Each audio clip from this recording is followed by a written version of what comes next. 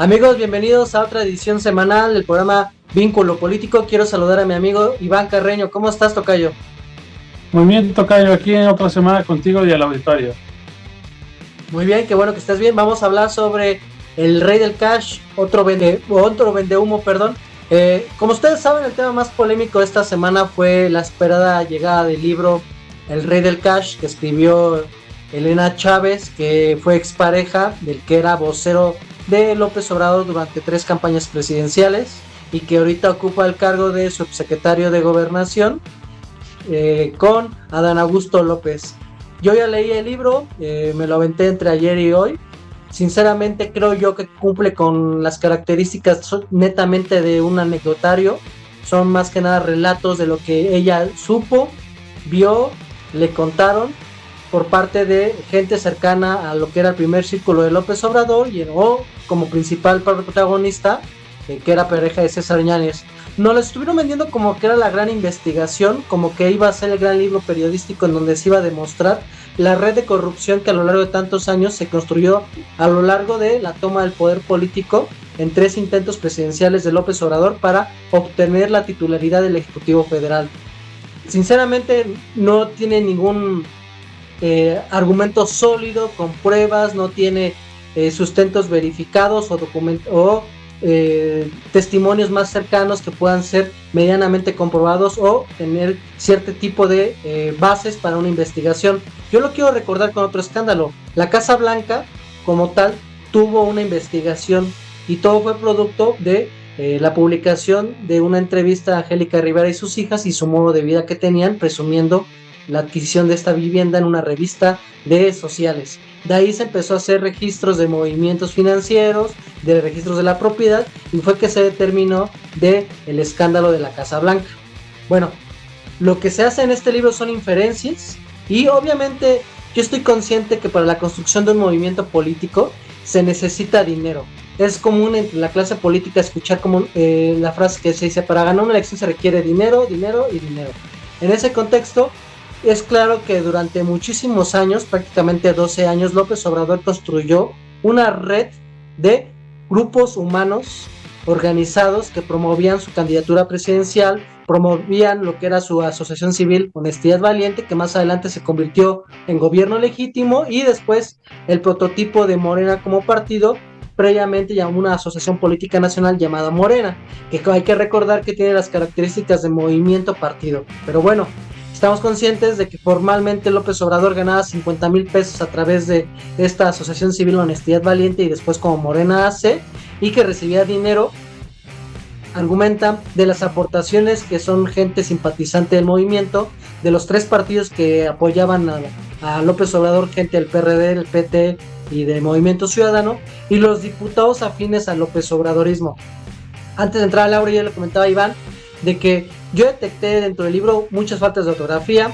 Cuando haces análisis de cómo describe los grupos políticos, te das cuenta de que la señora no hizo una labor de investigación para determinar si es cierto lo que argumentaba de que ciertos grupos habían pactado con López Obrador, cuando los que nos dedicamos al análisis político sabemos que los grupos que menciona ahí o los actores políticos no necesariamente están a favor de López Obrador, porque había disputas por el control del PRD.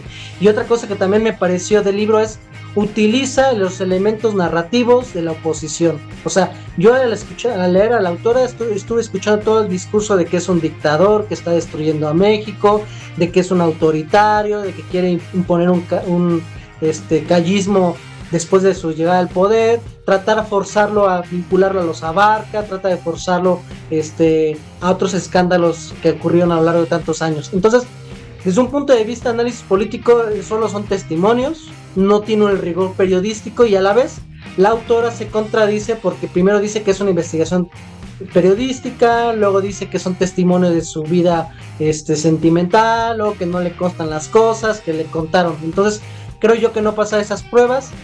Sí podríamos nosotros ver una pequeña radiografía de cómo funcionan los grupos de poder para tomar el poder político, y una realidad que sí lo quiero decir como análisis es: López Obrador tuvo que tener acceso a mucho dinero para tener que hacer campaña por todo el país. Hay que recordar lo que él lo recordó 4 o 5 veces a lo largo de todos estos 12 años.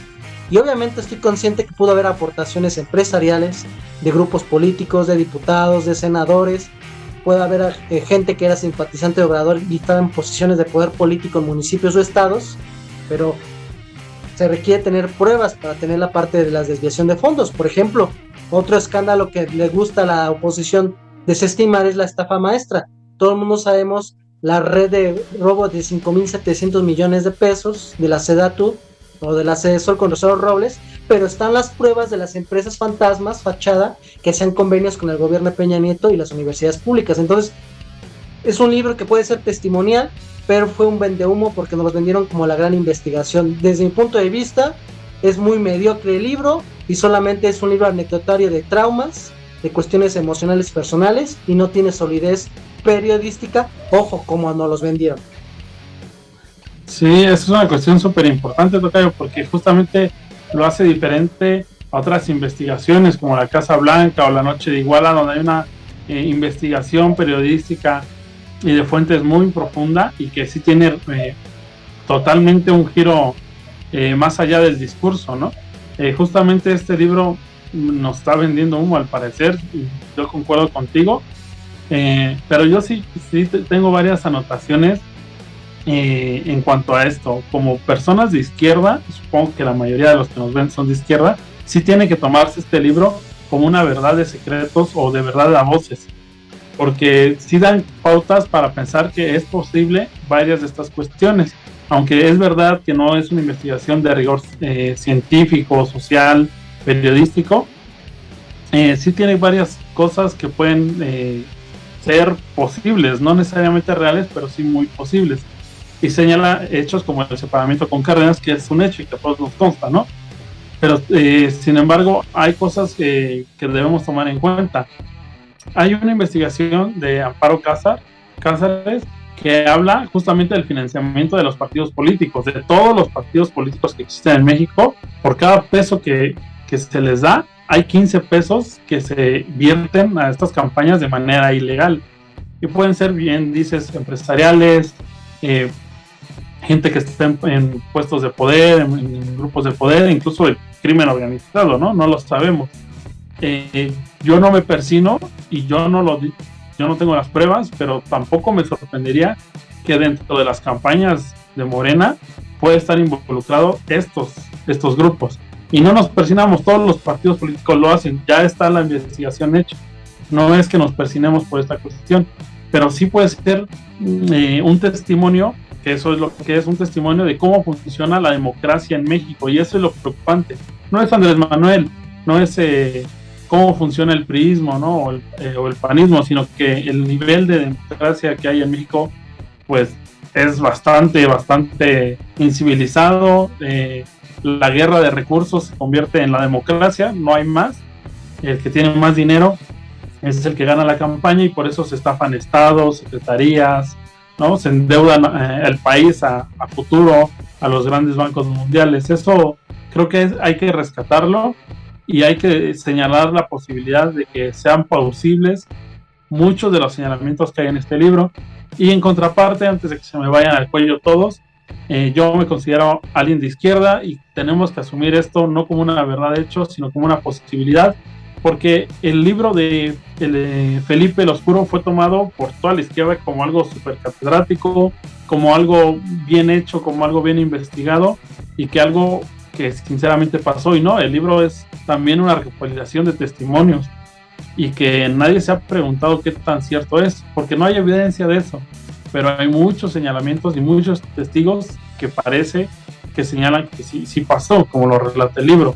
Yo sé que son posiciones diferentes ahorita. Andrés Manuel sigue en el poder, mediáticamente y estructuralmente, pues es información que va a ser muy difícil acceder, y que son panoramas diferentes entre el nefasto de Calderón y Andrés Manuel. Son posiciones muy diferentes, pero que no quita que pueden llegar a ser verdad, mi tocayo. En ese sentido, creo que como personas de izquierda sí tenemos que tomarlo en cuenta.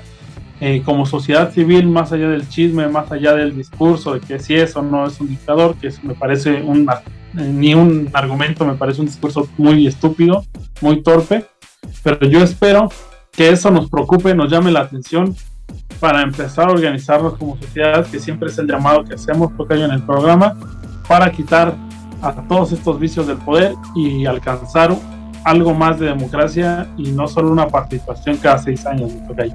Pero como siempre, un gusto estar contigo y con todo el auditorio. Amigos, por favor comparten este video, nos vemos para otra edición.